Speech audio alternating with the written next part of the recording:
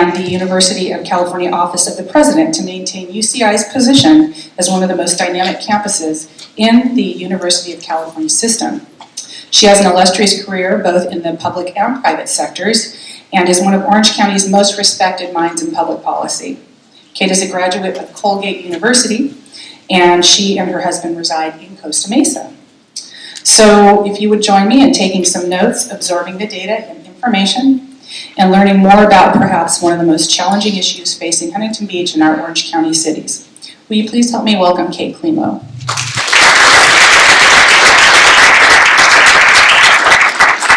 Illustrious. I don't know that that word's been applied to me before. How exciting.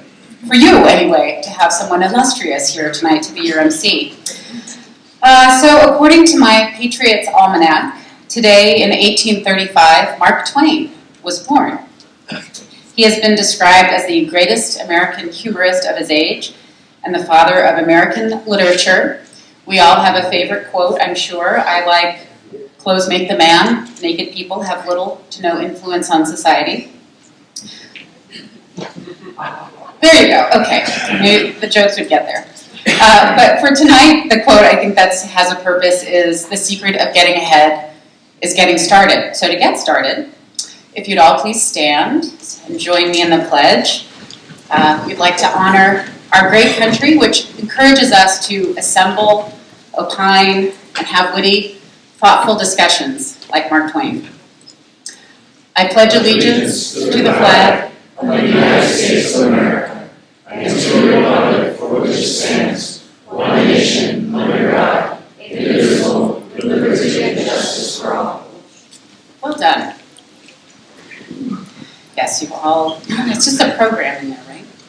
Okay, to set some context for our discussion tonight, we want to share some information from the Orange County Business Council's 2015 Workforce Housing Scorecard, which examines and analyzes the current and projected housing trends and provides a preview of where Orange County is headed in terms of workforce housing and how it will impact demographic, economic, and business competitiveness factors.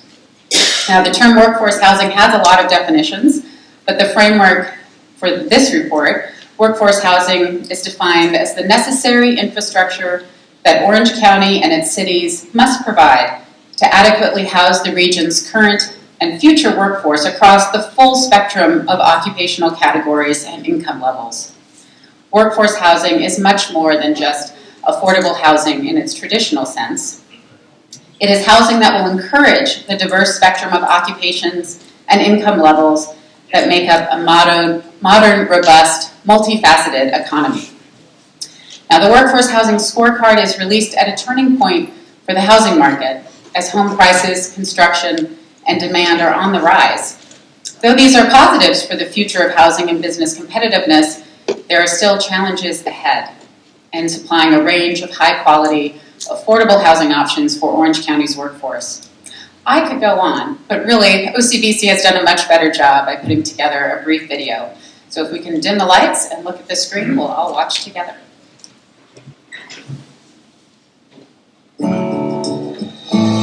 They say that home is where the heart is. It's the foundation upon which we build strong families, productive employees, prosperous businesses, and vibrant communities. Yet here in Orange County, home is at the heart of a number of serious challenges.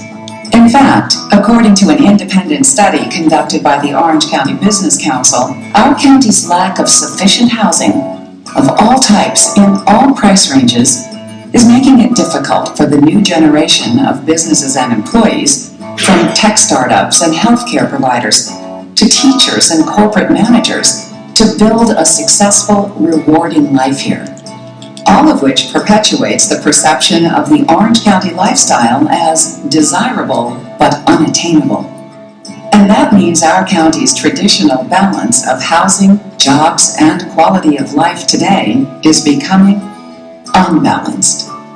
The reason? Lower than normal housing starts are combining with rising demand to create historically low housing availability countywide, Research shows that we'll have to build 60,000 more housing units to keep up with demand for those living here now, with almost 100,000 more units needed by 2040. This, in turn, is pushing housing costs through the roof, while impeding efforts to attract and retain businesses and well-educated workers. Today, young people, students, our children and grandchildren, the future leaders of our county, continue to leave the area in search of a more affordable lifestyle elsewhere. This, over time, can lead to an aging population paying fewer tax dollars, further straining the county's ability to provide vital resources and services in health, education, transportation, safety, air quality, economic development, and more in the years ahead, making Orange County less desirable and even less attainable down the road. These are the facts. Today, it's imperative for all of us to thoughtfully, creatively pursue new solutions for land planning, land reuse, and open space, to reclaim the balance of housing, jobs, and quality of life that's made our community great, to build the Orange County of tomorrow on a solid footing of optimism, energy, and opportunity. Because when it comes to securing our county's future prosperity, there's no place like home.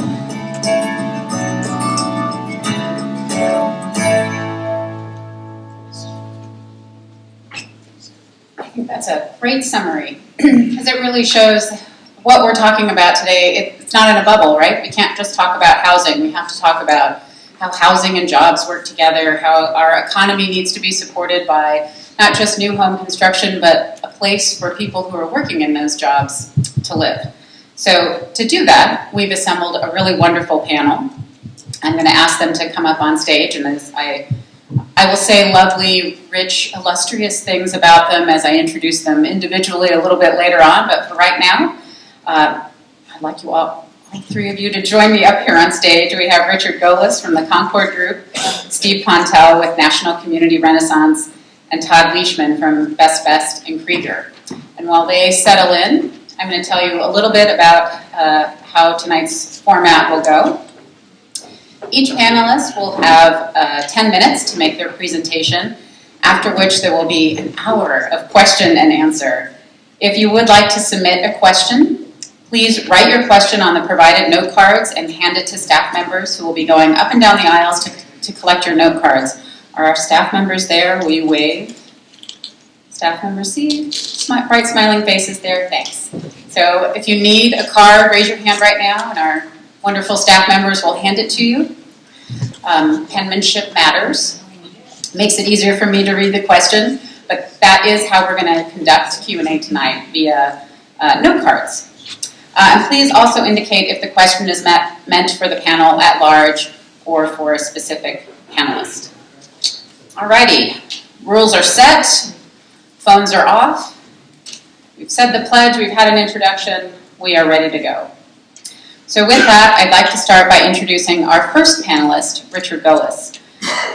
Richard is a co-founder and principal of the Concord Group, which is based in Newport Beach. He was elected a trustee to the Urban Land Institute in 2012 and has been a governor of the ULI Foundation since 2006. He is also a past chair of the Community Development Council and juror for the Awards for Excellence and chair of the Orange County District Council. Richard serves on the advisory board of Jamboree Housing Corporation, a leading community development organization specializing in affordable housing. In addition, he is currently co-chair of the advisory board of the Department of Policy, Planning, and Design at the University of California, Irvine. Zod, Zod. It's the UCI anteater. A native of Boston, Richard is a graduate of Brown University with a degree in international relations. The floor is yours. Thank you. You're going to be looking at slides.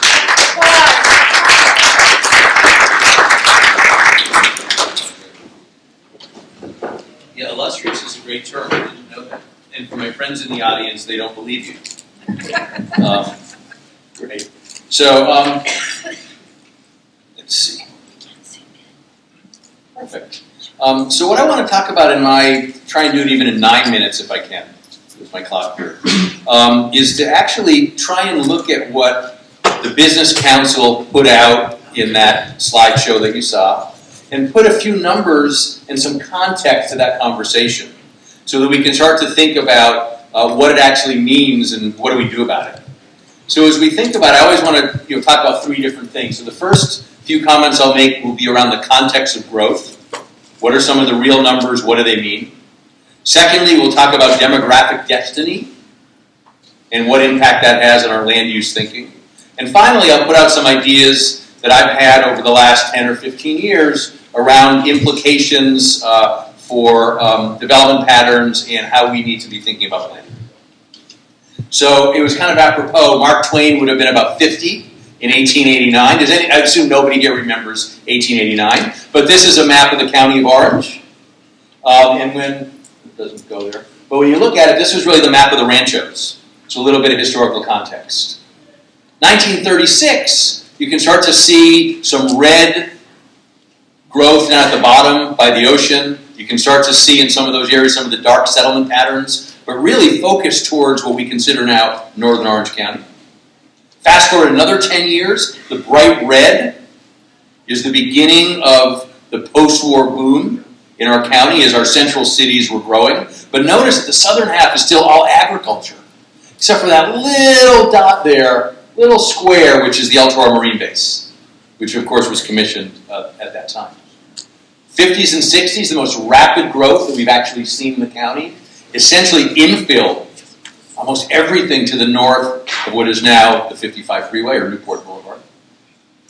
And then we get to 2010, another 50-year run, and we've essentially built out all of the greenfield space that we have in the county. Why is that important? It's important because as we start to think about, if I can get to my notes, as we start to think about the nature of growth, our point is that growth is actually inevitable.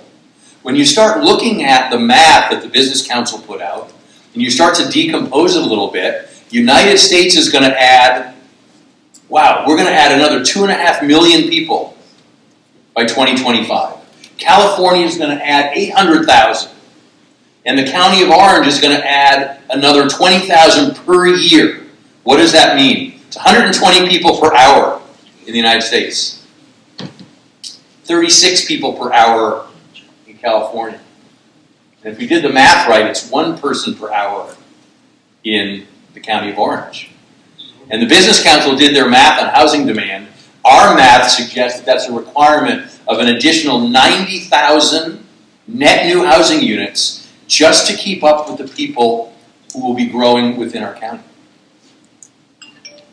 Back in 2002, the Business Council and Cal State Fullerton did a survey. And a few of us remember when that came out. And the survey was interesting. They surveyed residents within the county, and everybody knew back in 2002 that the county was growing rapidly and it would continue to grow. And they also indicated that these growth issues that relate to transportation, infrastructure, obviously workforce housing and the like, were among the most important issues that we had to face as a county 12, 15 years ago. This was kind of the interesting dynamic, and I'll ask you folks, if someone you can shout out, the only time I guess you can shout out tonight, what percentage of Orange County's growth is from natural increase, meaning birth over death, or meaning our own kids and grandkids? Anyone want to take a guess? Broader percentage? -5. -5 on one end. Who else? A few more notes. 40%? 2%. 2%? 6%. 6%? The answer is 65%, actually over 65% of Orange County's growth that's projected over the next 10 years or so is from our own internal growth. People who are already here. About 30% is the net in-migration. In other parts of California, it's actually higher. Some cases high as 90% natural. In other places, some more urbanized areas, it's actually a little more on net migration. But the key is it's 65%. What percent of Orange County residents in that survey do you think actually knew that number? 0? Actually, it was 8%. So here's the gap.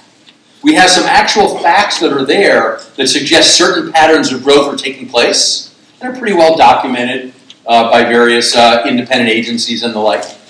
Yet most of us think that that growth is coming from somewhere else. And the challenge that we have as we start thinking about it is that maybe we're not all working with the same set of assumptions. And if we have gaps in our assumptions versus reality, it might make policy skew in an odd direction. So what else happened? So we aren't really going to talk about Huntington Beach too much, but if you remember, I think it was last week, there was an editorial in the Orange County Register, and the title was How Much Housing for Huntington? And I'm sure everyone saw this, or hopefully you did. And it basically put the point out there related to what was happening with some of the choices being made here politically. And I thought this point was really the key. The only way for young people starting out, as well as those struggling to lift themselves up, to live in Huntington Beach, is for the city to increase its housing stock. Now, I'm not judging what the decision was or what the policies are in the city, but clearly my point is that sharing demand across a region is quite contentious. And it's probably one of the most important issues that you're going to be facing. So what are some of the facts, what we call facts of life cycle, in Huntington Beach? The Business Council talked about it in broad cartoon language, but let's look specifically. When you look at the age distribution today in Huntington Beach, fairly even, 22%, maybe 22% across the 25 age group, all the way to the 65 plus. But when we look at the share of growth, this is 2010 going forward to 2020, we see a major shift taking place, where over 120% of the growth is age 45 plus. In fact, about 90% of the growth is coming from folks age 65 plus. And we actually have significant losses among our younger population, the families and those who are starting out. What's important is the unintended consequences. When we start having those demographic patterns, we end up, by definition, not freeing up housing stock. People aren't moving. They're staying in place.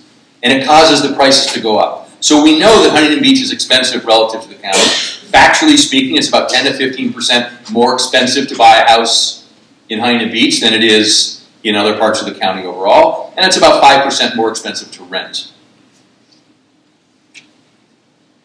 The other unintended consequence has to do with commute times, and commute distances in particular. Here we're looking at 2002, and what I'd like to look at these maps, you can see the dark blue are folks that are working in those areas. Actually, this is where they live, right? People who work in Huntington Beach. Where do they live? So you have a lot of people who do live fairly close. Not all within the city limits, but you still have 52% in 2002 who lived within 10 miles of where they worked. You only had 21% who commuted over 25 miles. Now fast forward to the next set of data, 2013, and if you can see on the map, we have a significant increase of folks who are not living in the city, but yet who are commuting in. Okay? We actually have 50,000 workers every day commuting into the city of Huntington Beach. We actually have 70,000 residents of Huntington Beach commuting out every day. So when we look at that scale, that seesaw of jobs and housing, we've got another 120,000 cars, or commutes I should say, it's not necessarily always cars, another 120,000 commutes that are taking place in and outside the city. So there's something we have to be thinking about around this balance that needs to be fixed. The unintended consequences. Someone said to me earlier, why do you have this old gray slide of these cars? Well, because that's kind of the image of commute, right? It's kind of dark. That's the 55 freeway coming out of Orange County into the Inland Empire. The picture to the right, there's my 9 minutes. There you go, perfect, yeah, because I'm done. The picture on the right is actually Levittown, which is the suburban sprawl in New York. And then there's a picture of a suburban community. The unintended consequences are distances to work, are different kinds of community that perhaps the millennials and younger generation want to live in. So what do we do about it? Final points. We have 4. The first is that we need to recognize, as we started out earlier talking about, that housing is actually infrastructure. And we have to be investing in our infrastructure of housing the same way that we're investing in our roads and our water systems and other utilities. We have to plan to accommodate growth that is actually happening whether we do anything about it or not. It's already happening here. Most importantly, we have to think about collaboration. And one of the things we've all been working on is how do local communities, community associations, city governments, county organizations, the state and federal levels all work together with residents and business to figure this stuff out. And finally, and probably most importantly, we want to take a long-run view. Because again, the issues in 2002, and probably if we had done the survey in 1962, the issues would have been exactly the same. And we keep asking the same questions, and we keep asking the same questions, we keep asking the same questions. But sometimes we don't actually do anything about it. Done.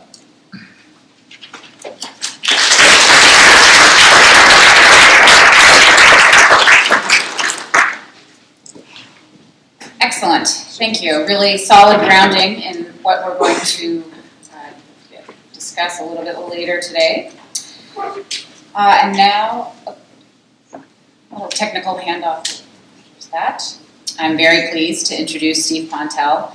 I've had the good fortune of knowing him for quite a number of years.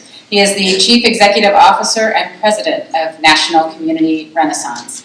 In 1996, Steve founded the La Jolla Institute, a California-based nonprofit think tank that advances a better understanding of the critical elements necessary for both communities and corporations to achieve sustainable economic competitiveness. He is a nationally recognized authority on community development and creating forward-thinking organizations to maximize evolving market environments.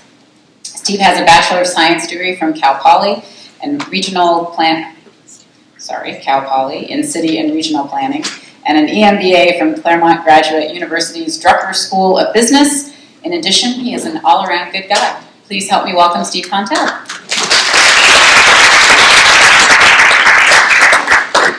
Let's get off that slide really quickly.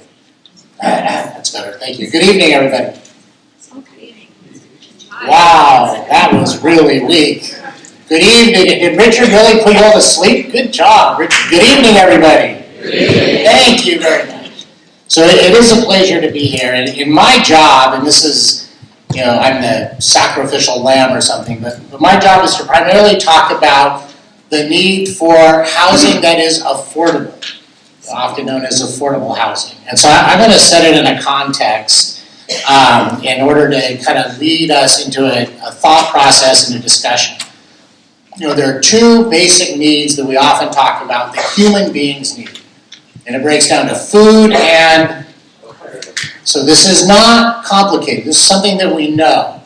And one of the biggest challenges we have as a society is if we as a society do not plan for and enable the provision of shelter for the people that are here, people are going to find their own shelter.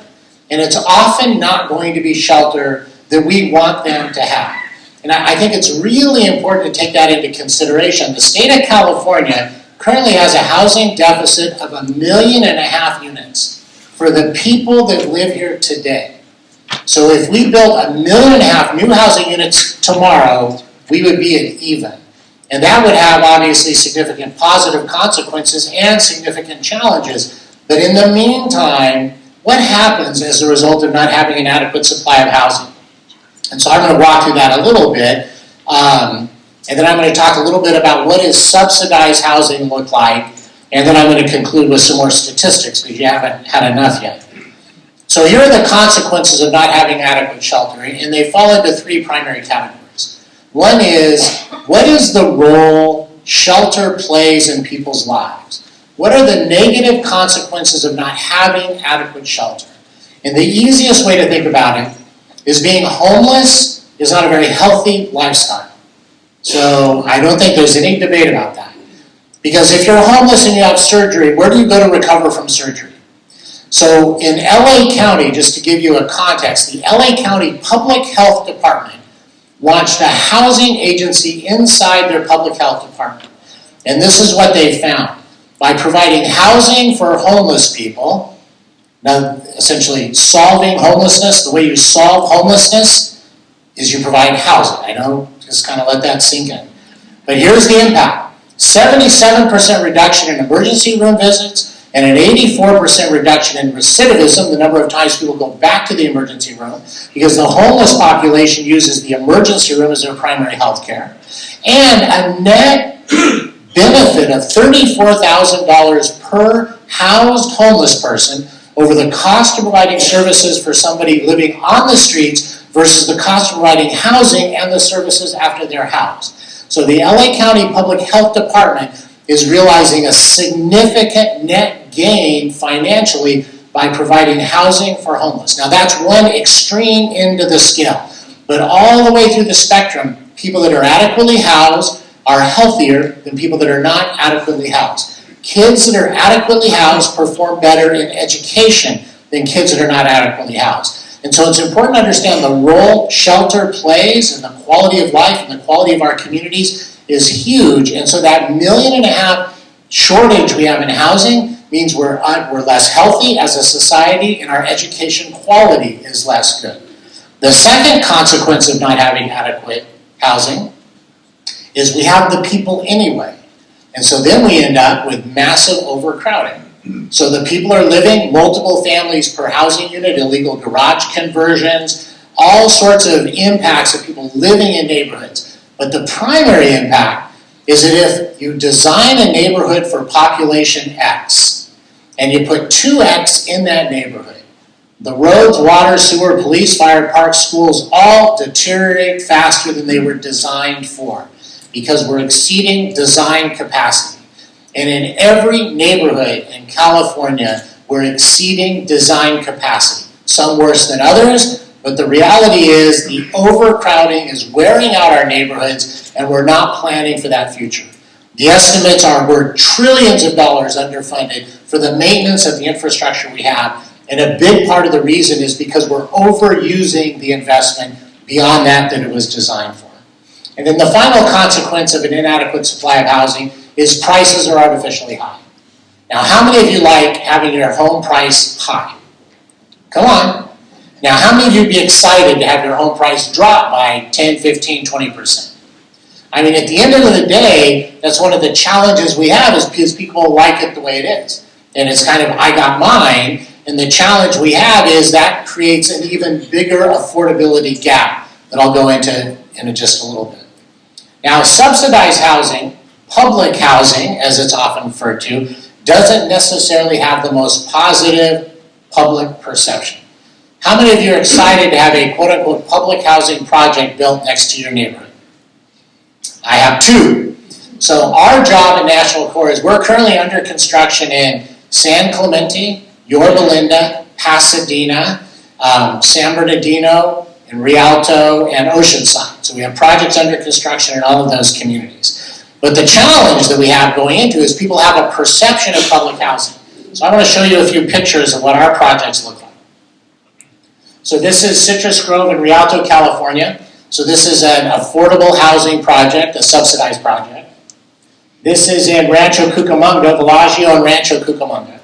I mean, one of the things that we're proud about, and you would find with almost all new affordable housing being built, is you could not tell the difference between an affordable housing project and a market rate housing project. This is in Yorba Linda, California, where we have two projects that are, one's under construction now and phase 2 will be started. This is Oak Terrace in Yorba, this is the one that's under construction right now in Yorba Linda. This is San Clemente, the project that's under construction in San Clemente right now. And if any of you would like to go to a grand opening of any of these, we'd be happy to show you what we do. This is Fontana's at Sierra in Fontana, California. It's a senior housing project. And then Impressions at Valley Center in Victorville, California. And so that just gives you an idea of the kinds of properties that we build that are quote-unquote subsidized housing. Now, this is some of the statistics that I gave you a little bit ago, and you can see California's housing shortage, the impact it has on the cost of housing. Median home prices nationwide $180, California $440, Orange County $630. And one of the biggest challenges we have is California's lowest income families spending up to 2/3 of their income on their housing, which further deteriorates their ability to provide for their families, provide discretionary costs, cover discretionary costs, etc.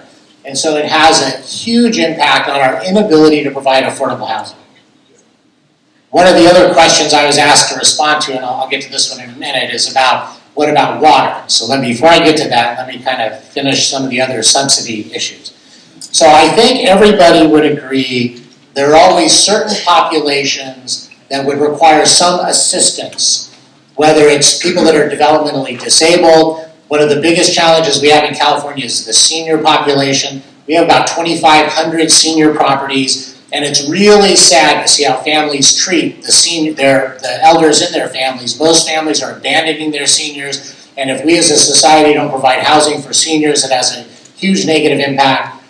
There's a significant movement to make sure all of our veterans are adequately housed. Many of our veterans are dealing with issues and stresses that we're helping them work through, and being able to provide shelter is a great platform for them to be able to start. One of the biggest things that we do as an organization is provide a launching pad, not a landing pad. So for those families that need to stabilize, be able to earn income, to be able to launch into the market rate apartments, that's a big part of what we do as an organization. And all of that requires some level of assistance and support from us as a community. But what's really important is for every community to understand what their community's needs are. What is the population that has needs within your community, and what is the housing that would be necessary to meet the needs of that population? And the challenges we have as a society, and in California especially right now, is we've done a great job of taking away most of the resources available for subsidy. So the challenge for City of Huntington Beach, other cities, is okay, since we no longer have the dollars, how are we going to be able to move forward to address the production of the necessary units for the population we have as a community? How many of your children can afford to live in the neighborhood that they grew up in? That's one of the biggest challenges we have in Orange County. If you happen to have a millennial who's a .com bubble and you can go move in with them, that's probably a good opportunity. But for the vast majority of our children, they're not going to be able to afford to live and raise. How many of you would like to have your grandchildren nearby? Come on, maybe you don't want your children nearby, but there's a good chance you're going to want your grandchildren nearby. We as a community need to be thoughtful about how are we creating complete communities where the entire population is going to have an opportunity to stay in the community. And so the last slide, the last issue with regard to water is how can we afford to build more houses when we don't have enough water for the housing that we have? Well, the bottom line, houses don't drink water. People do. And new housing consumes much less water than old housing. And since the people are already here, consuming water in low-performing housing units, where there's not all of the modern technology for water consumption, we're actually consuming a lot more water than if we built the 1.5 million additional units with logical landscaping in order for people to be able to have access to the latest technology and low water usage. And so it's actually a bit of a straw man issue to say we can't build any more houses because they're going to consume water. It's the people that consume the water, not the houses. You know, the challenge that I think we all have is it's really hard to think about the fact that we own a house, we're in, but we have a responsibility for those that are coming along behind us, and the challenge we have as a society to really think about how are we going to meet the needs, how are we going to provide for opportunities that exist. Because the challenge we have, how many of you believe in the free market? How many of you are free market? So I'm a conservative free market advocate. The biggest challenge we have is we've distorted the free market the way it exists today. We've distorted it where the cost of the production of new housing is heavily penalized through regulations, through meeting environmental requirements, through fees that are put on housing. No blame for local government. Local government plays the game they're dealt, which incents retail sales tax investments because cities get a portion of their discretionary dollars from retail sales tax, but not from housing. And so because of the policies we have that add to the cost of the production of housing, we've distorted the market that makes it more difficult to produce additional housing units and makes it very difficult to produce housing units that are affordable. The last example is City of Chino Hills. Nobody here from Chino Hills? Anybody? One? There's one. It's about $100,000 up to $130,000 per house in fees to develop housing in Chino Hills. So how are you going to build an affordable house in Chino Hills? You have to build a $600,000 house in Chino Hills in order to be able to make a profit. And so as we begin to understand the market forces that are at work, how we've distorted the market to make it more difficult to produce affordable housing, what are the populations that really need subsidy, by working together and thinking about the long-term strategies that Richard talks about, we should be able to address the need. So with that, looking forward to all of your questions. Thank you very much.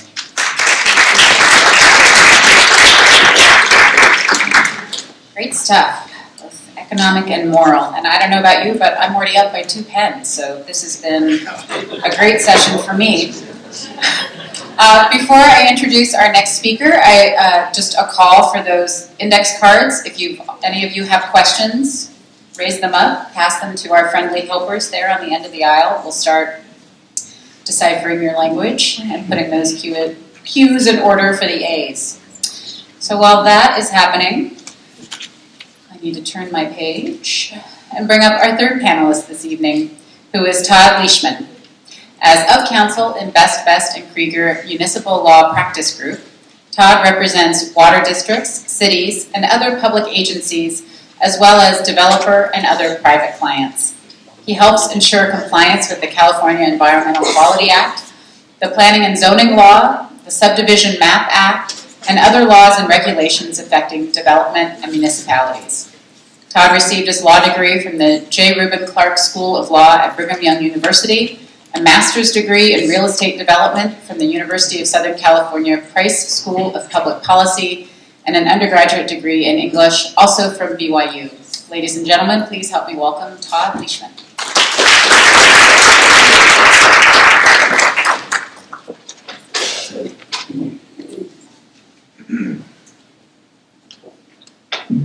Hi, it's a pleasure to be with you. This is kind of a homecoming of sorts for me. I grew up at Newland and Garfield. I went to the Newland Elementary School, and then Talbert, and then I was an Oiler.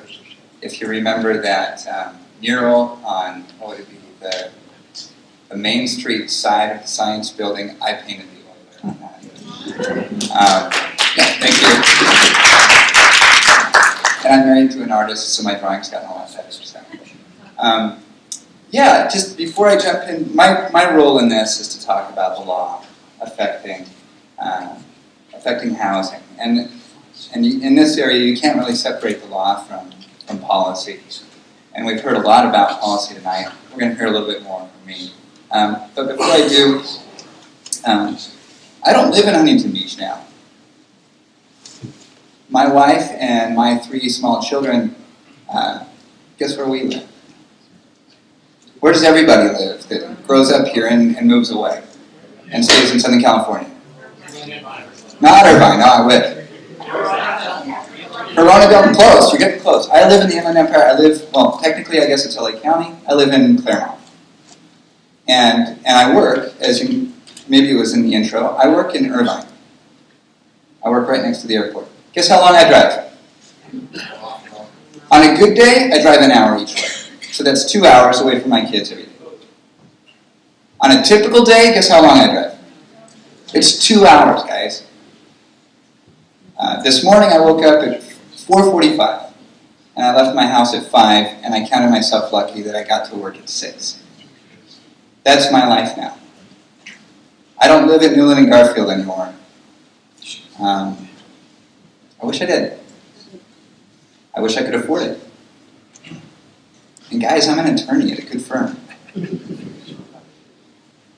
I wish I could afford to raise my kids by the ocean. All of my siblings are gone. There are 5 of us. We all left. We couldn't stay. And we all like to serve, so it makes it a little hard.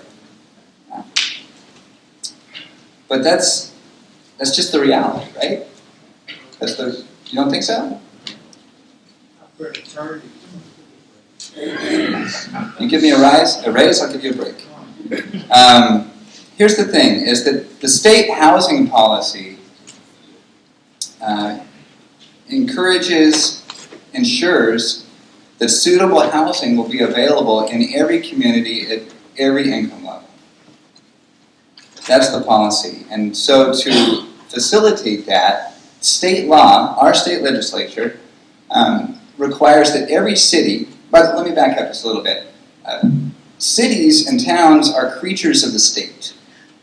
Legally, they have no independent existence. They derive their existence, they derive all their powers from the state, and it's the sufferance of the state that they do what they do.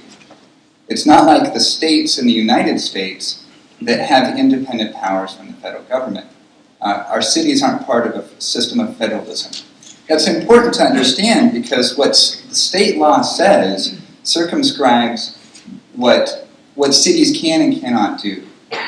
And the people of California, through their legislature, have decided that suitable housing must be available in every city at all income levels.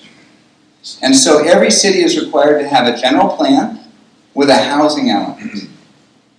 And that housing element has to make provision for that city's fair share of housing, as determined by a regional, well, in our case, it's SCAG, the Southern California Association of Governments or something like that. I can never remember.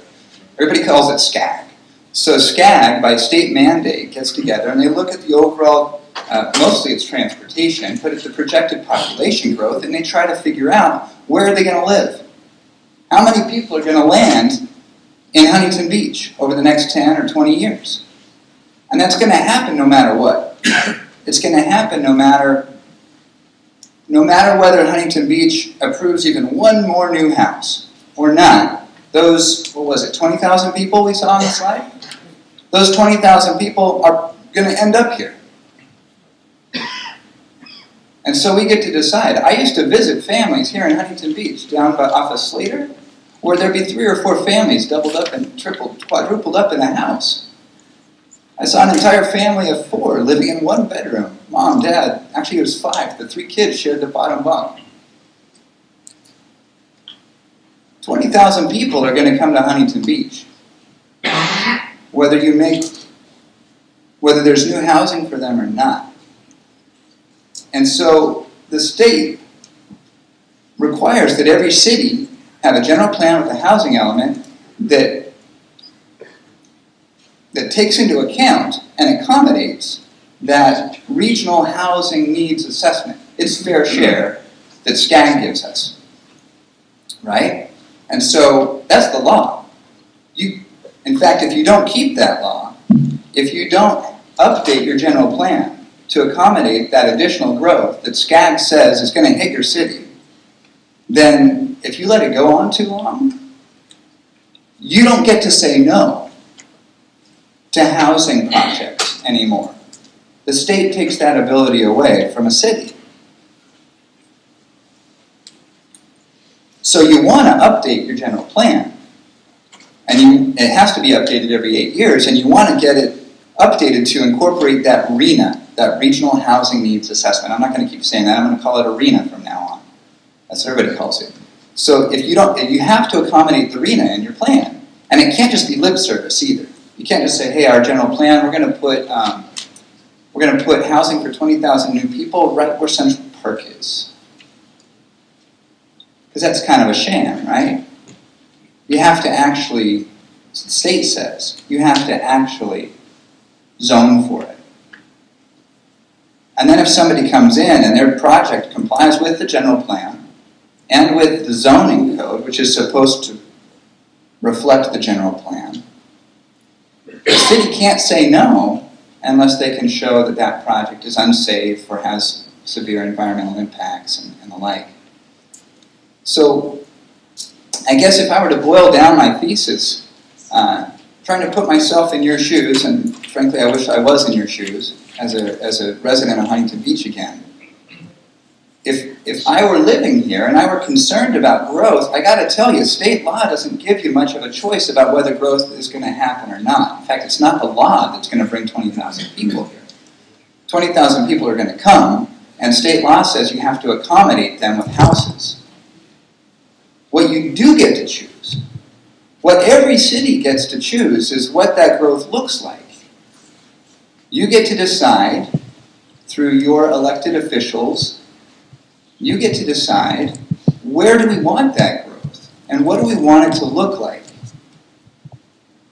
And that's where the opportunity lies for your community, for what was my community, and for every community. You get to decide what the future housing looks like. And it can be beautiful. I've been to very low affordable housing projects. In fact, there's one by Meta Housing in Long Beach. It's a senior arts colony. And it's gorgeous. It's award-winning architecture. If I were to pay market rates for a place like that, it'd be $4,000 or $5,000 a month. It's a gorgeous project. And it's for people that can only afford to pay $300 or $400 a month.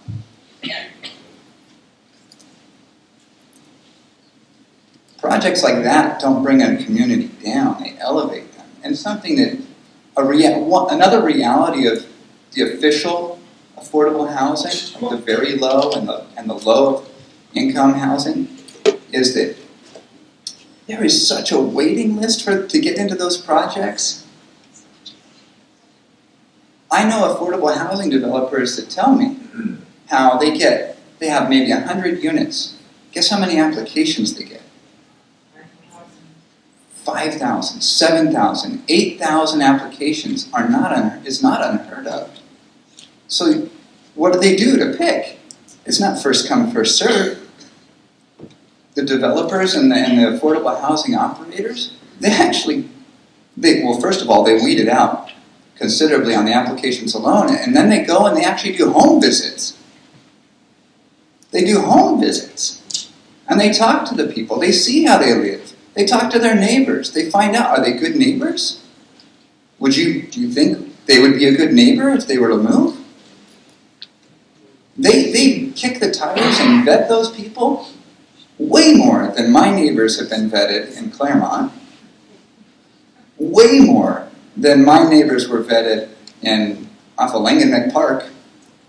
My point with that is that not only can affordable housing look way better than market rate housing, so physically it's not taking down a neighborhood, and its demographic is way more selective than even the most elitist neighborhood in Beverly Hills, or for that matter, Seacliff. It's affordable housing isn't all the same. Market rate housing isn't all the same. Every community gets to pick what will their affordable housing look like? What will those neighborhoods look like? And what will the market rate neighborhoods look like? How dense will they be? Where will they be? And do we want to make provision for the school teachers, the firefighters, the police, and in some cases, well, pretty much the architects, the landscape architects, the engineers, and some lawyers. I guess that's my thesis tonight, and I look forward to your questions. Thanks.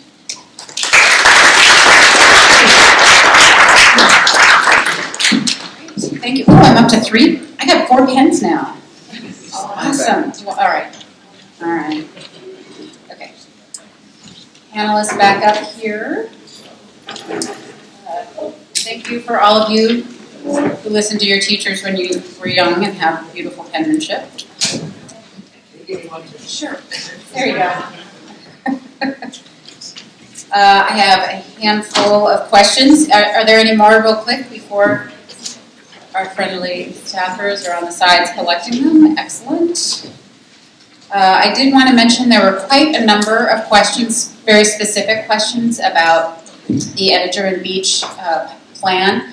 That is a City of Huntington Beach plan, and it wouldn't be fair to our panelists to answer those questions because they're not with the City of Huntington Beach. And tonight is really more of a discussion about the broader policy issues. So thank you all for taking the time to write those questions. We just don't have the people here on stage to answer them specifically, but we can forward them along to the city folks and let them know what their constituents are asking about.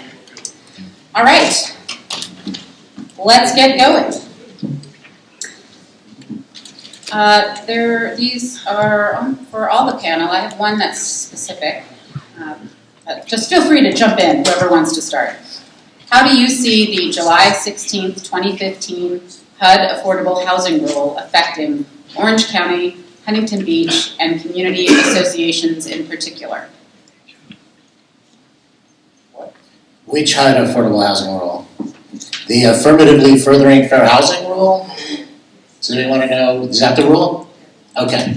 So I'll just give you the quick dynamic, and this is something that, I personally have an issue with, but the rule is that except in extenuating circumstances, all new public investment has to be what's they call neighborhoods of opportunity. So the study showed children that are in good school districts that are primarily in higher socioeconomic neighborhoods perform better than children that are in bad school districts. So what the Supreme Court ruled and what HUD ruled is that new public investment has to be, the majority of it has to be in neighborhoods of opportunity as opposed to over-concentrations of poverty in ghetto areas or in low-income areas. And so the impact of that for every community, every region, every state is to really think about how do we take limited public subsidy and produce housing in the most expensive neighborhoods that we have. And so it's going to be a big challenge for cities, it's going to be a big challenge for developers in order to see how that works out. The net effect could be a lot fewer units being produced, because if you were producing units in lower cost areas, and my argument is it has often been the case, and especially over the last 20 years, where new public investment can be catalytic for the transformation of challenged neighborhoods where the market is not investing. And so I'll give an example. We're currently doing a massive redevelopment of a neighborhood called Waterman Gardens in San Bernardino, corner of Baseline and Waterman, 1940 era public housing project, historically a very challenged neighborhood. No new investment will go into that neighborhood except for what we're doing to be catalytic to attract new private sector investment. So the ultimate challenge will be higher cost to produce housing in neighborhoods of opportunity, fewer resources to help transform the most challenged neighborhoods. So I hope I answered the question. We've talked about housing is part of our infrastructure. So there's a related question to that. If we increase our housing and the people are here, please tell us how our crowded streets will handle more cars. Want me to go first or you want to go first? Yeah, I mean, I think that's a great question. There are two dimensions to it, right? One are the people who are already here. And as Steve, I love the line, and we'll steal it, houses don't drink water, people do. Houses don't drive cars or commute, people do. So to the extent that they're already here, that's one issue, and we're already dealing with it. As it relates to the future growth that's coming within the county and various other cities, you can't do housing without transportation. You can't do housing without worrying about utilities and sewer. So it all has to be part of a comprehensive plan and a collaborative approach. And it's about decision making about where that public investment is going to go, hand in hand with private investment, to make this stuff work. Right. So just a quick, there's for decades and decades we've been talking about jobs, housing balance, and so ultimately the ideal scenario is you have people live in proximity to their jobs. And so it's obvious by growing your job base, which you've been very successful in doing, and not increasing your housing base, you're forcing people to live further and further away. And so the effect of that is more miles traveled. And so at the end of the day, the more we can think about and focus on jobs housing balance to make sure that we have enough houses for the jobs that we have, then the net effect on congestion will actually be less than forcing people to live further and further away. Now, one thing I'll add is City of LA, I think it was about 4 years ago, added the sales tax. And I remember what the measure was in LA. to actually build the subway from downtown to Santa Monica, right? To connect that. And what Orange County had chosen to do years ago was to add our sales tax once, twice, now I think 3 times, to expand our freeways. So there were policy choices that we all made that have sort of put us in a position to have to deal with traffic. Whereas LA, in this last go-around, made policy decisions to invest in public transit. But let me make so I'm a huge car fan. And how many so my prediction is, and this is now everybody's prediction, but by 2020, self-driving vehicles will be commercially available. And the statistics show that self-driving, the biggest problem we have on the roads today are humans. 98% of all accidents are caused by humans. And so we take the humans out of the equation and the cars are driving themselves, we increase the capacity of our existing infrastructure by almost 3 times. And so I'm envisioning within a decade, we're going to see massive beneficial shifts in the movement of people based on the right vehicle at the right time, being driven by a computer, and significantly increasing the efficiency of our system, which will be much more beneficial, and I'll make a political statement, than a high-speed rail between Madera and Modesto's. Just saying. I agree with that. Amen. I don't know if all drivers are bad, but the one in front of me always is. So, kind of on that, related to that note, because you've mentioned LA and Steve's mentioned Chino Hills, we're talking about transportation, so someone asks, why not build affordable housing inland, such as Lake Elsinore, where costs are less expensive? That's a great line. Great. Absolutely, yes. And remember, we need 1.5 million more housing units statewide. So we need to build absolutely all the housing that we can build anywhere we can build it. The challenge goes back to, this is an Orange County challenge. And I'm going to say, this audience decide, Orange County is the fastest aging county in the country. None of you represent that. The challenge is all of the young executives and workers, et cetera, are moving inland, where it's more, they say, commute till you qualify is kind of one of the things. And as long as Orange County keeps growing the jobs and forcing families to move further and further away, the deterioration of the quality of life will eventually mean the jobs will follow the people.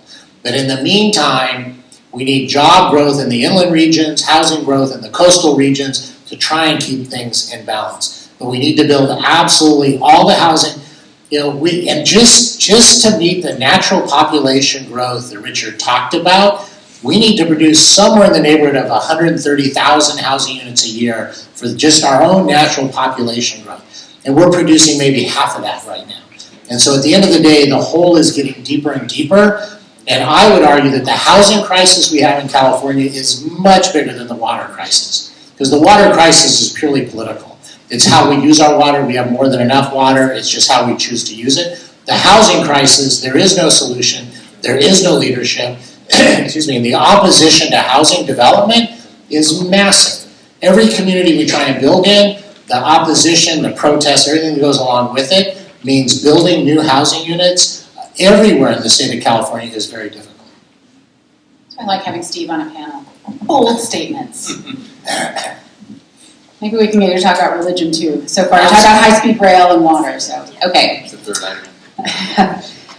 Kind of related to that, because we're talking about having to build so many new homes just to meet our current demands.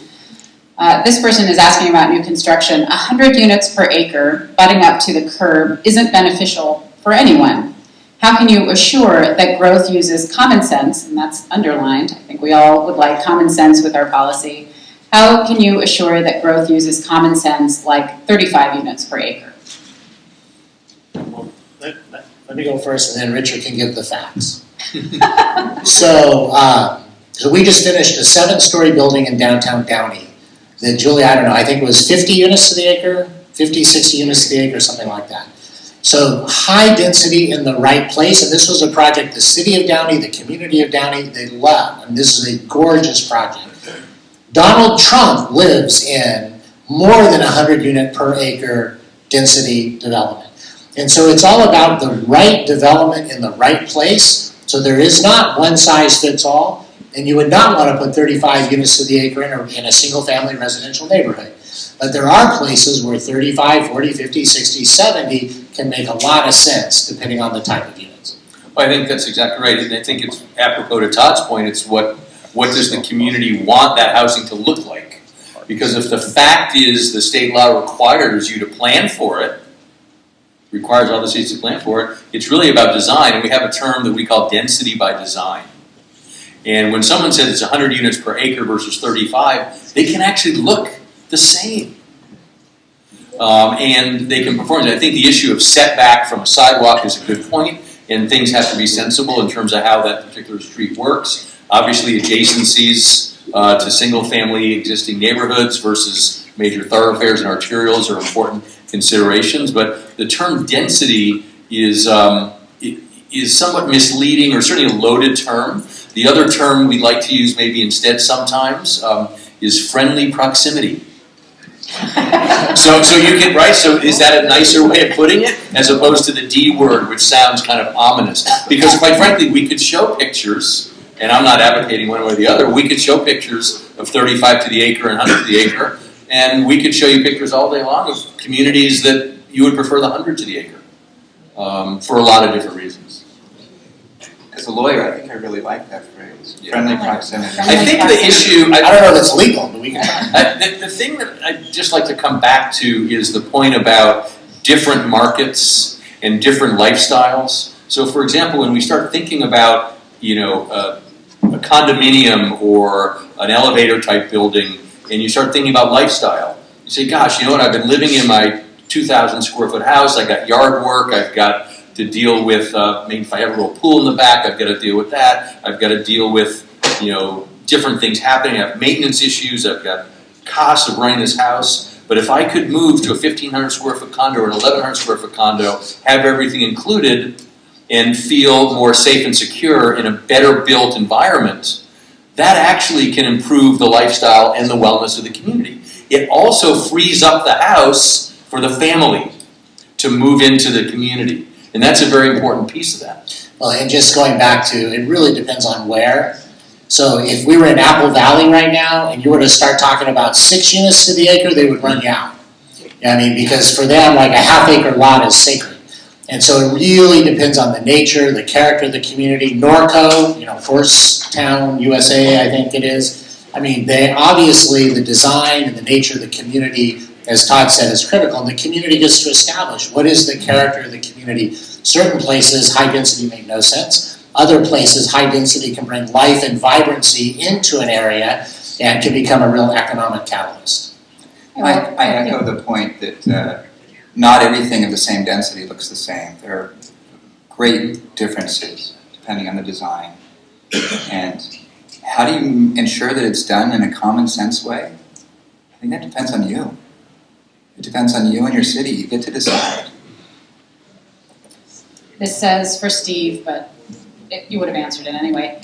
On that note, as we're talking about density and what it looks like and what our communities want, who decides what is affordable, and who decides where it's built, and who decides who qualifies? In particular, this person mentioned the example about the LA homeless program. So who paid for those homes? Great question. Oh, you want me to? Yes, go ahead. You need an answer, you can't just acknowledge it. So here's the challenge, and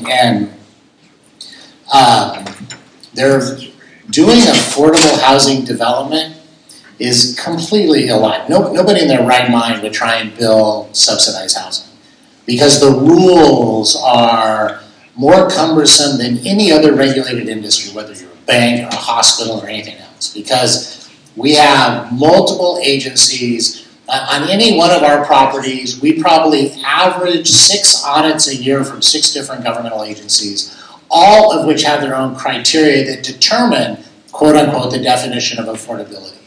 And so there's primary definitions which talk about a percentage of median income. So a family would qualify if they're 80% or 60% or 40% of the median income. And then their rents are subsidized based on the fair market rents in the neighborhood, a commensurate percentage of subsidy. And so it depends on the source of the subsidy. Many cities, when they have redevelopment agencies, would want certain levels of affordability for certain families. Now the primary source of subsidy for affordable housing are tax credits.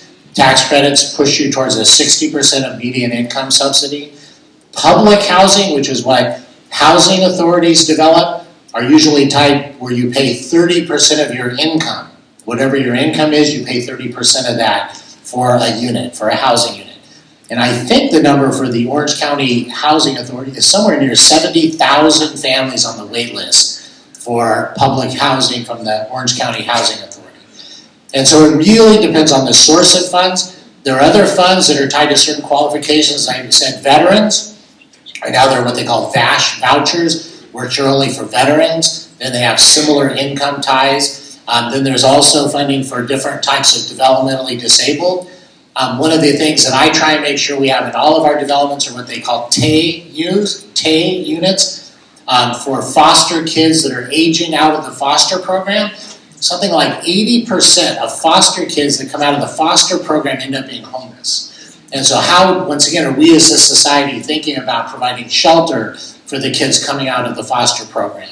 And so it really depends on the type of subsidy and then the classification that goes along with it. And there's easily a chart of 20, 30 different classifications. And then when you develop a property that say has 100 units, if you have 20 of one and 20 of another and 10 of one and 10 of another, you're now having to measure and qualify the residents, as Todd indicated, based on meeting every single requirement along the way. And family size, Right. bedroom count, Ages. so it's all related to this big matrix that you have to kind of understand as you're looking at it.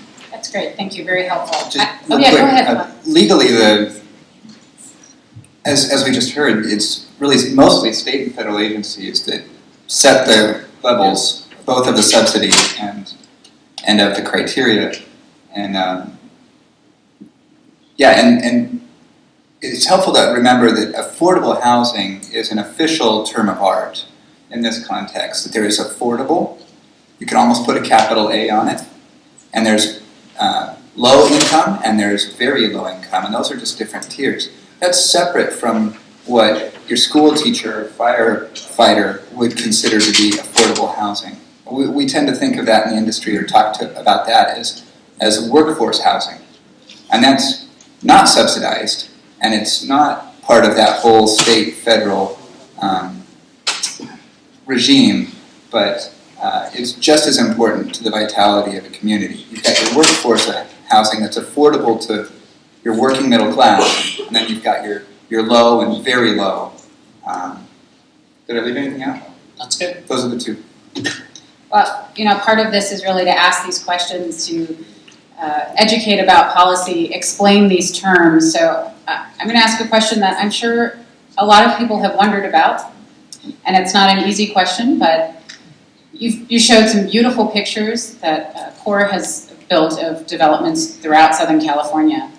But when we're talking about these terms, public housing, affordable housing with the capital A, very low income housing, really, how long do they stay in that beautiful, pristine condition, like the projects that you showed? And that's the question, and I think it's a fair question, because there's fear about some of these projects because they've seen what it used to be in some big urban cities, and things definitely are changing. So if you could address that. All right, great question.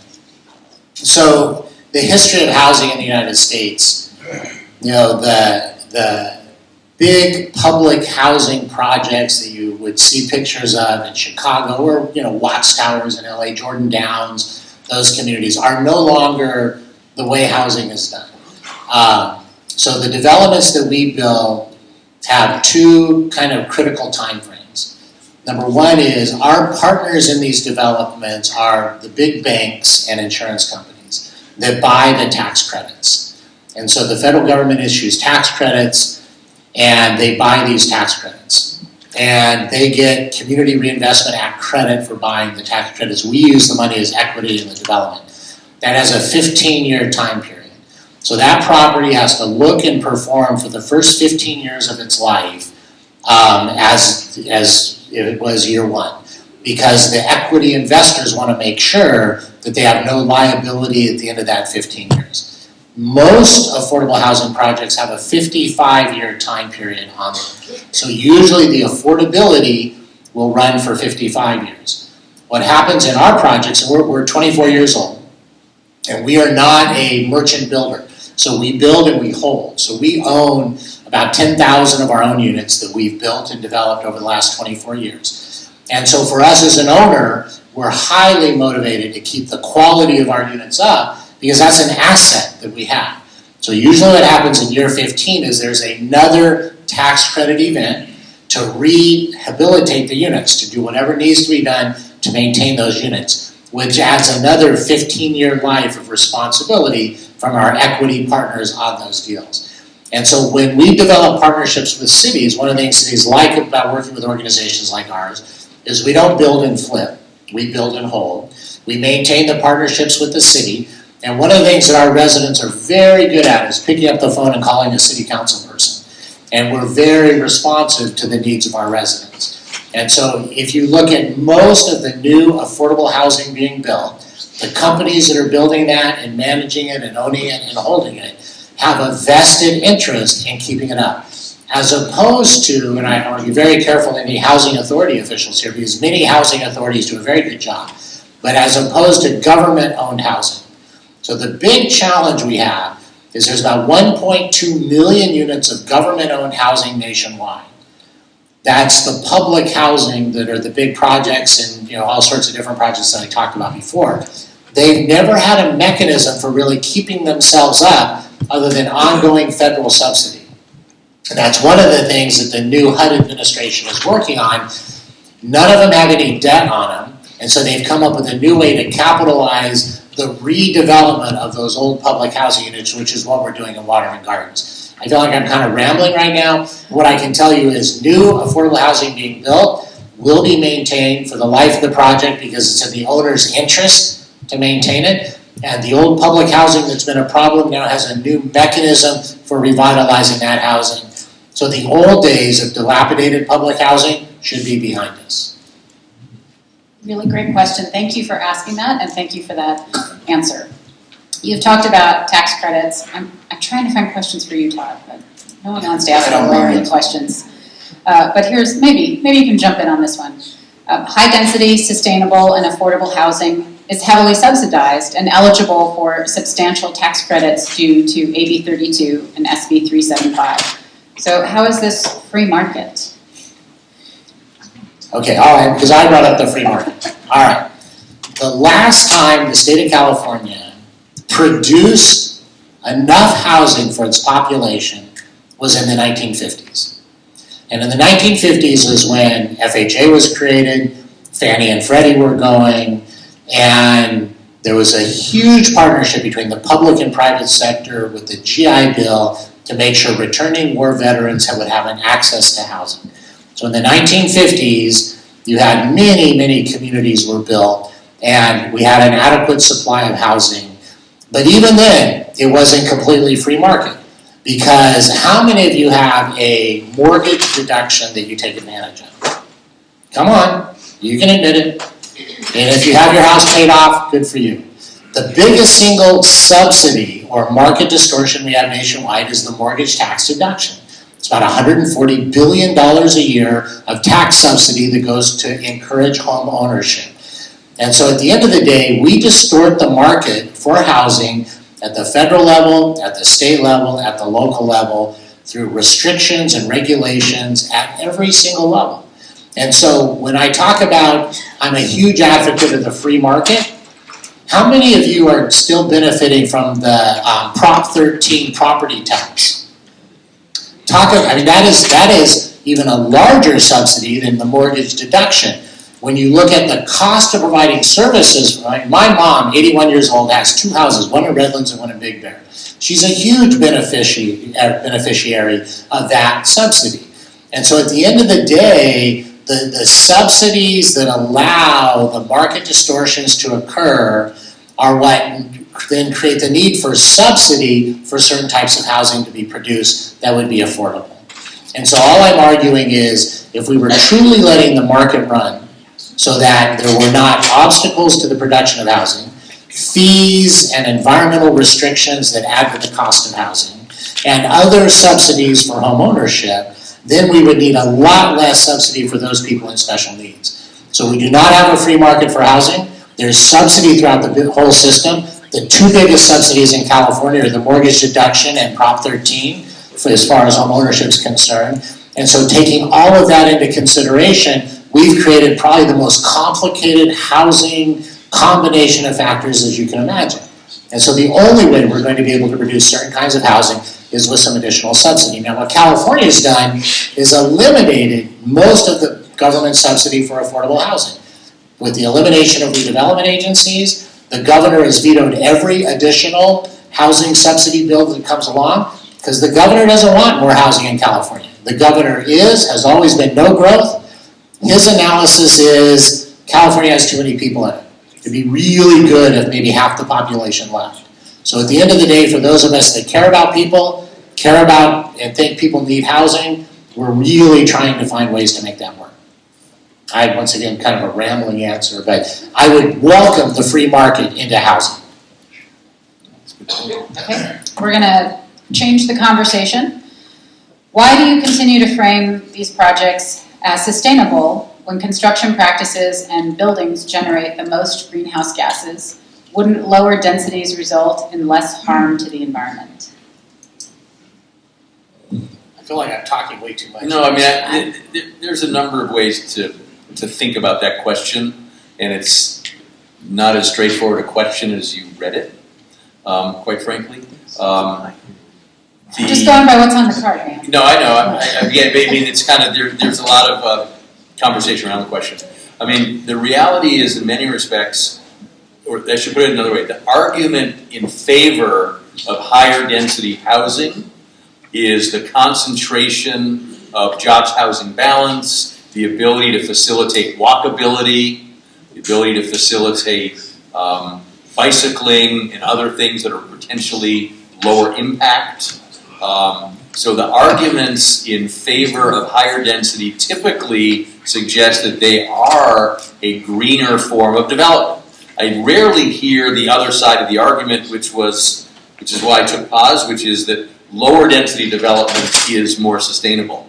Because according to the literature and a lot of the economic analysis that's being done, most of the results of that conversation suggest that higher density is actually a more sustainable long-term process. Now what is happening is if you were to argue that the construction process creates that impact, the nature of construction materials and processes, manufacturing processes, Steve can talk about some of that, are actually reducing the impacts of construction significantly. So I think the jury's out on those 2 points. So let me be completely politically incorrect, since I happen anyway. All right. The most energy efficient, greenhouse gas sensitive development we could do would be single family detached ranch style homes, single story. That is the California prototype for the most energy efficient unit. The problem we have in California is 65% of the state of California is owned by the federal government. San Bernardino County, 81.5% of San Bernardino County is owned by the federal government. And so we don't have enough land for the population to all live in single-family detached one-story housing units. And so then you start getting into also the fact that people want to live in certain parts of the state more than others. You know, I happen to think Death Valley is very nice. Most of you don't want to live there because you want to live near the coast. The market drives then the opportunity for higher density because the prices can afford it. You know, downtown LA costs $600 per square foot to build a high-density condominium project. A single-family detached house in the Inland Empire is $60 per square foot. And so at the end of the day, the market determines where density is going to go. The argument is, if you had the jobs housing balance that Richard was talking about, you'd have fewer people driving, you'd have more walkability bikes, et cetera, and that would reduce the impact. Because the further people have to drive for jobs, the more they're then generating greenhouse gas emissions. And so the challenge we have as a society is we don't have enough land as we've currently allocated the land. My college project, by the way, was the development of Camp Pendleton. Talk about a prime piece of real estate to develop. That would have been really cool. But at the end of the day, we have to work within the land constraints and the infrastructure constraints we have. How many miles of roads can we afford to build? How many miles of water and sewer and electricity can we run, natural gas, etc.? And where are the benefits of concentrating certain activities? It's not a greenhouse gas conversation per se, but it is an overall resource sustainability question. I mean, if everybody could live in a single family, one-story detached house, that would probably, from a greenhouse gas standpoint, and walk to work, that would be the most efficient. Well, and that's the reality is that you have to distinguish between the construction process and the ongoing usage of materials and resources. I think that's really the trick, and that's where the conversation about accommodating growth, when on the one side of the spectrum, when you have folks who advocate infill and high density, the reality is that can only really support about 10% of the growth that's coming. And still about 90% of the growth is going to need to be in lower density settings in some form or function. So hence the political conundrum, right? Because there have been decisions made that say we're not going to build in those areas that are sensitive, or in those areas that currently don't have resources, or we'll make it prohibitively expensive to bring that infrastructure over the hill and charge that new development for that. So you end up with political decisions that are not market-based decisions. And that's where, the point about collaboration has to come to the table, but how you start thinking about priorities and how communities start to decide about how they're going to work together to, again, accommodate growth that all of us, I think, at least in this panel, agree is coming anyway. You have a great question that ties into this because you have pressure from the state that has passed laws like AB 32 and SB 375 through the SCAG process. We have the Sustainable Community Strategy, which is shaping where people should live based on policy. And we've talked about high density versus greenhouse gases and environmental issues and transportation. So we have a question who says, this question asks, why do you always mention that young people, like the author of this question, millennials and younger, can live in the new high-density housing? All of the young people I know can't afford these rent prices, upwards of $1,200 for a tiny studio a month, can't wait 7 years on a wait list for affordable housing, and absolutely don't want to live in the new, ugly, high-density apartments. Well, I have some legislators in Sacramento that would love to hear this question. Let They me seem to address that think a you little all bit. want to live in urban areas. So we have Jason with my firm is sitting back over there, and he's in that category, and he helped me with the slides, so thank you, Jason, appreciate that. Our firm, we have a whole bunch of millennials in our company. And our offices are here in Southern California, we're in San Francisco, New York, and Atlanta. And when we talk to our staff who are living in these different cities and the different mindsets about why they're choosing to live in different geographies around the country, everybody has a different reason for why they're there. And so what I come down to about the question of nobody wants to live in that apartment, people won't pay for this or can't pay for that, most of it's around choice. And there will always be segments who will choose in the younger group, let's say before they couple up, before they have a spouse, before they have kids, will make a choice to live in an urban environment and pay more. Others may choose to live in a more suburban or exurban environment and commute. So we have to recognize that choice. The other thing I think that's important to also think about is that people make their housing choices, and this is based on statistical surveys, so not just an opinion, but people do make their housing choices based on their lifestyle change. So lifestyle change is when they couple up, so they get a spouse. The next lifestyle change maybe when they have their kid. The next lifestyle change is when their spouse is split or the kids move out. Those are the inflection points when geographies change and where housing types change. And within each of those different scenarios, there are choices and lifestyle decisions that people make that are all across the board. And there is no one size fits all. Yeah, I think any attempt to flatten the millennials out into a particular demographic is kind of bunk.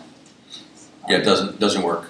Generation Y or X, or I don't know what I'm supposed to be a part of, but I never felt like it was accurate in describing me or my peers either. But I do know from personal experience and from observation that it is those inflection points. You know, it's household formation, I think, is the single biggest driver for home ownership. Get married, you can still live like a single person, maybe not quite so sloppy. And then you have kids, and then you have to grow up. And you can't live in downtown San Francisco and walk to work necessarily. Well, let's see if I can craft this in a way that pulls you, Todd, more into the conversation, because we've mentioned some of these things with density and design and projects that are up to the curb. And you've mentioned some of the laws that we've had and what we're constrained by. So this person is asking, what can we do as a community to help define the look and feel of new homes? What can the residents do in working with their city leaders, or is it at a higher level to make sure that they have a voice in what their community looks like in the future? I don't think that has a legal answer, but the practical answer, I think, is get educated and get involved. Show up. Like being here tonight. Yeah, show up like you are tonight. And be somebody that staff and elected officials want to talk to. I'm going to be really blunt. Don't be a jerk. You be a jerk, you're going to get less of their attention, a lot less of their interest. Don't think you're going to bully your staff, the city staff, or bully your elected officials. It just doesn't work. You just make enemies. So I would add, I think, 3 things. One, try and know the facts. Mm-hmm. I mean, let's to the extent we can be honest and deal with the truth about issues, it makes the conversation much more meaningful. Number 2, go find what you like. Yeah. Be for something. Don't be against everything, be for something, which means look around, travel around, find really interesting, exciting places you like and bring that back to the community. And then number 3, like Todd said, participate, engage in the dialogue. And so I think those would be really meaningful ways where you can add value to the conversation. And there are certain communities where they have a fully robust participatory process that ends up resulting in a high quality environment. And if you go out and get examples of projects that you think look great, and you walk into the planning desk and you talk to a planner and you say, I brought you a few analogs. Use that word, use analog. And the planner's eyes are going to get big, and they're just going to blow their mind. Because now you're speaking planner speak. Show them a few analogs, projects that you like, and be somebody that, I can't underscore that enough. Be somebody that they want to talk to. That's great, thank you. This question was kind of like the one I had listed here on my list, so gold star for this person. The question I had is that everyone always says that we're built out, so are we? But what this person asked is, with most of the green space in Orange County gone, the major way to meet housing demand is to allow higher density projects. So how can elected officials support high density projects, or the kinds of projects that we've been talking about tonight, when the voters who put them in office are opposed to high density projects? That's a political problem. I'm glad I'm not an elected official. Yeah. But let me deal with a couple of the myths that were in the question. Number 1, we are nowhere near built out. We've made policy and political choices for how we allocate our land and use our land. And so, we have the Cleveland National Forest. If you want to look at the amount, you fly over Southern California, you're going to see as much open space, you're going to see development.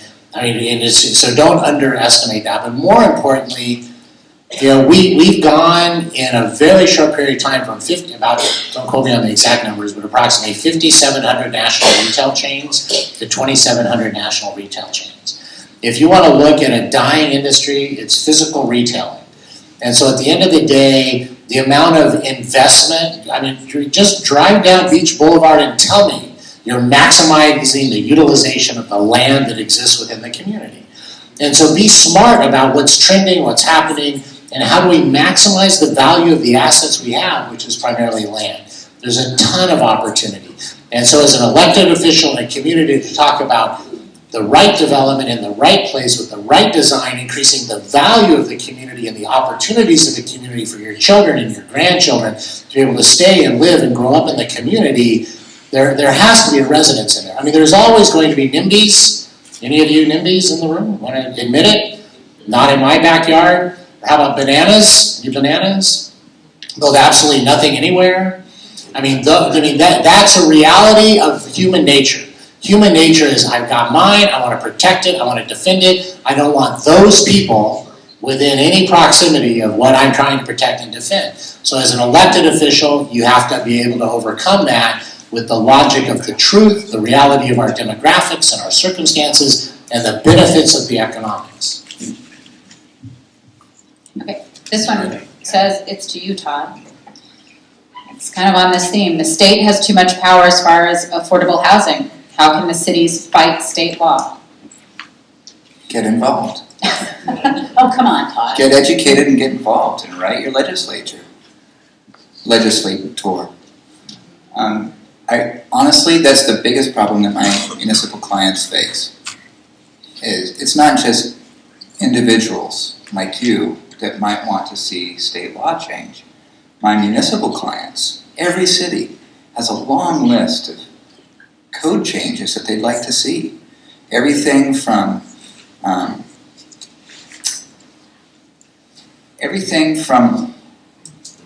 new law that would make it just a little bit easier to ensure that sober living homes are not run by crooks and that are actually beneficial to the disabled people that they're intended to serve. Or just a little bit easier to regulate medical marijuana dispensaries. Or just a little bit easier. The list is so long, you guys. Cities want to see changes too. For you, in large part. For their residents, for their constituents. And the only thing that you can do is lobby your legislators. I don't know anything else. Maybe harness public opinion in the media? I don't know.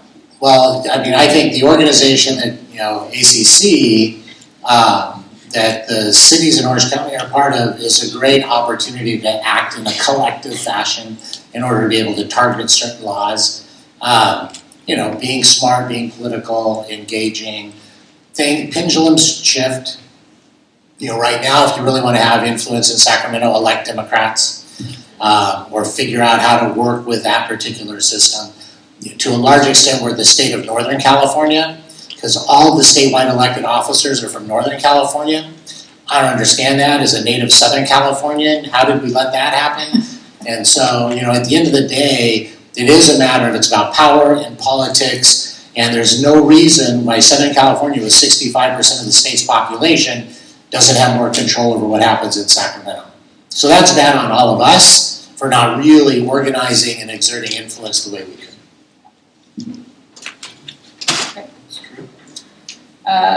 So we're kind of dancing around these tax and regulatory problems, and this person asks, all demographic studies that I have seen show that California is losing population, losing jobs and businesses due to our tax and regulatory climate, none of which are improved by low-income housing.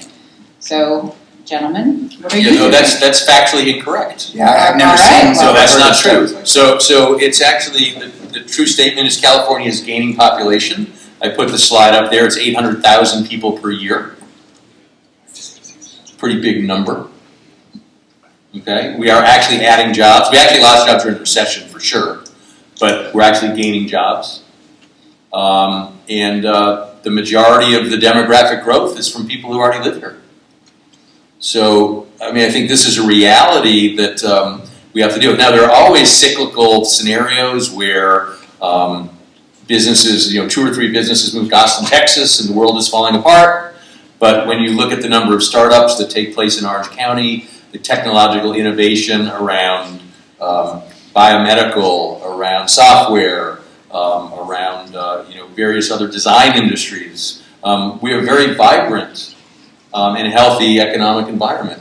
And I think that, yes, there are certain aspects, but when you think about the conversation around the taxes, and our taxes higher in California, maybe it's a good weather tax in all seriousness. Right? I mean, there are choices that people make to live in certain communities and to live in others. And as Steve said, hypothetically, go to Death Valley, or you can stay here by the coast. And we can have different conversations about what lifestyle choices we want to make. But businesses are tending to vote by their lifestyle, and we are actually getting the kinds of jobs ultimately within the state that typically have higher wages. And for the first time coming out of this recession, the job growth over the last 6 months in the state of California were of the higher wage categories. We're coming out of the recession early. We heard the newspapers and everyone saying we're trading quality jobs for lower paying jobs. Well, 6 months ago that switched. The job growth that we have now is actually on the higher tier wages, and we've turned the corner. So I think the key, as Steve said, for number one, is let's understand what the facts are and look at all that and then have some rational policy discussion. And I don't understand the connection between how housing that's affordable would have a negative impact on the development of the economy. Because one of the challenges business have are recruiting employees that can afford to live near where the business is. And so actually the lack of housing that's affordable is a big impediment to business growth in California for them to be able to attract and retain the quality employees they need. If you're talking specifically about subsidized housing, the vast majority of people living in subsidized housing are working families. 75% of our units have working families in them. 25% have seniors. Now, I pushed hard that I want our seniors to go back to work, but I get a lot of resistance to that. And so at the end of the day, the positive impact for the workforce and the economy about having housing that's affordable is a dramatic positive impact.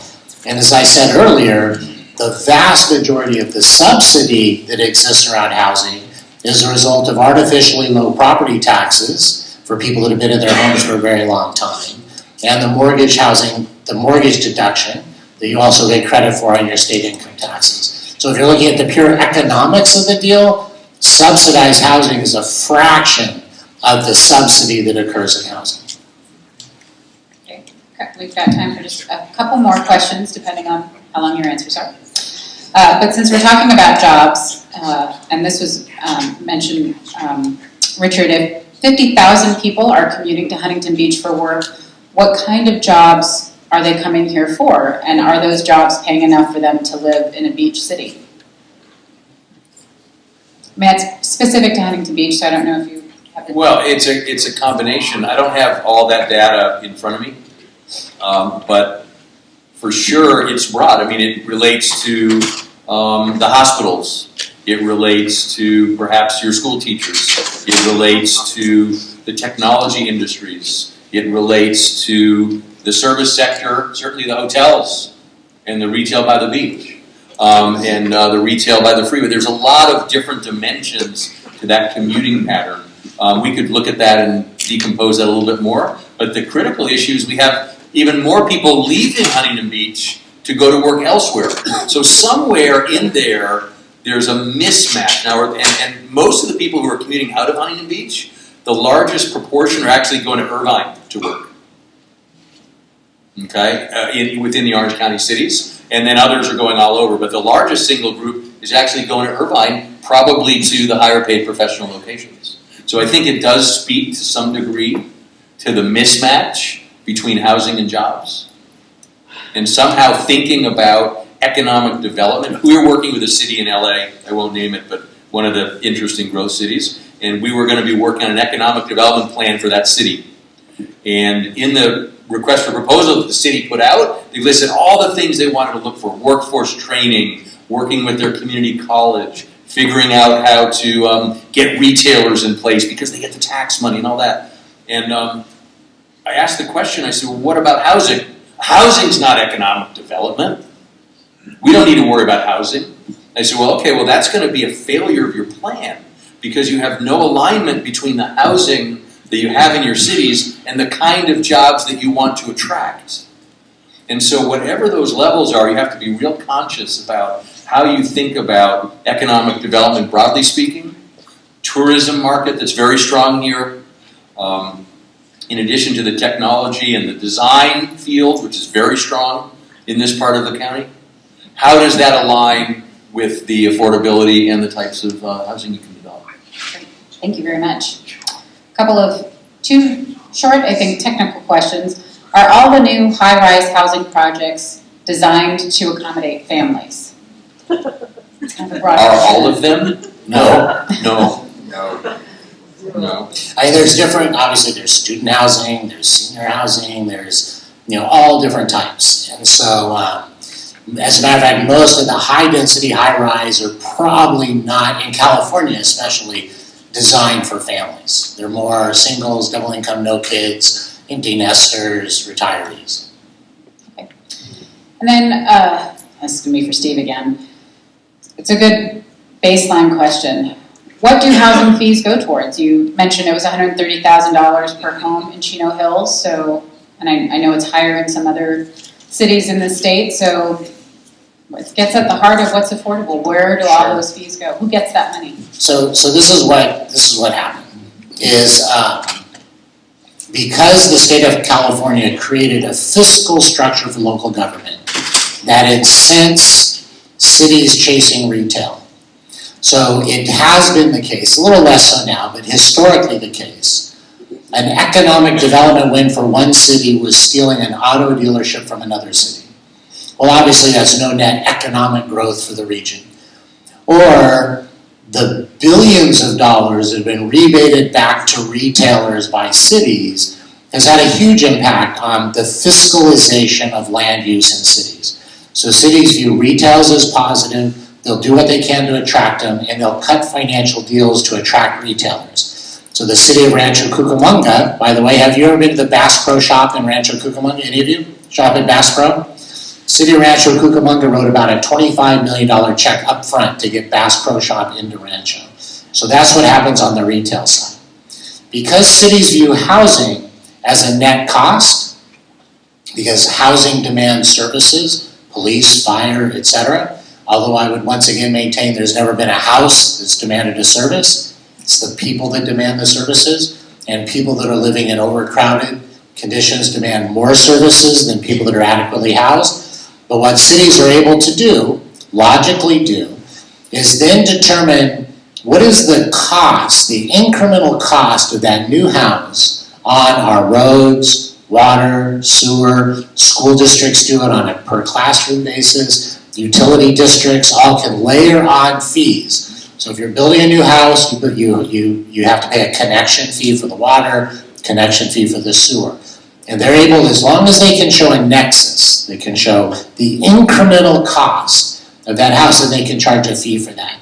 So where retailers, for the most part, get subsidized, housing has to pay 100% of the incremental cost of providing services for that housing.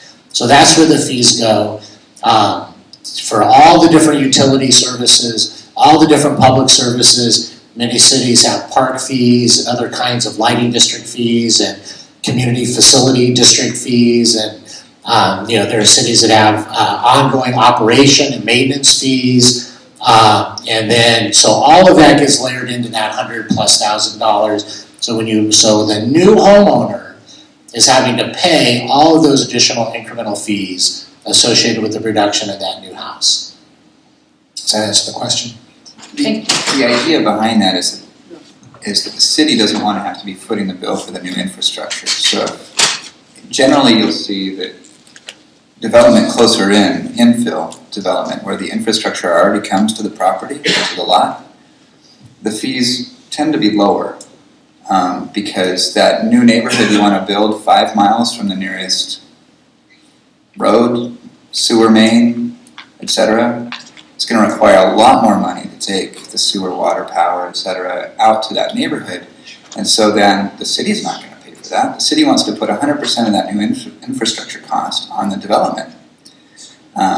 And there are some cost-sharing things so that when other developments move into the neighborhood and benefit from the same infrastructure, they have to chip in too. But that's the big idea, is that the fees are supposed to be a nexus and a proportionality. That's the legal test.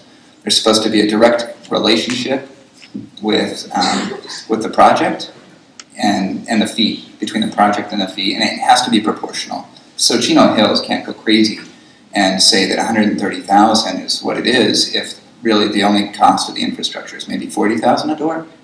So they have to justify it. They literally have to do a report that justifies the amount of the fee. And by the way, subsidized housing pays all of those fees as well. So there's no, as a matter of fact, when we build a project, not only do we have to pay all the fees that the market rate builder pays, but we then have to pay prevailing wage and additional environmental requirements. So the most expensive housing to build is subsidized housing. So the quality of our units, by regulation, is higher than the quality of the market rate units because of once you accept public money, you get all the strings attached with it. Really, really great information to end on. This last question I get to answer. Will tonight's presentation be rebroadcast on HB3? Yes.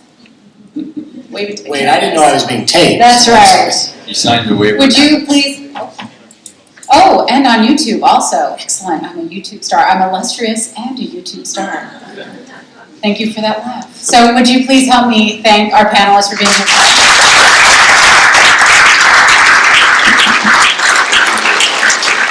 Well, Orange County's future prosperity hinges on the region's ability to create a healthy, prosperous economy that promotes both jobs and housing, not one at the expense of the other, because, of course, homes are where the jobs go to sleep at night. I'd like to thank, on behalf of ACC-OC, I'd like to thank you all for being here tonight and engaging in this interesting, fascinating, witty, and thoughtful discussion. Have a wonderful evening. Thank you very much.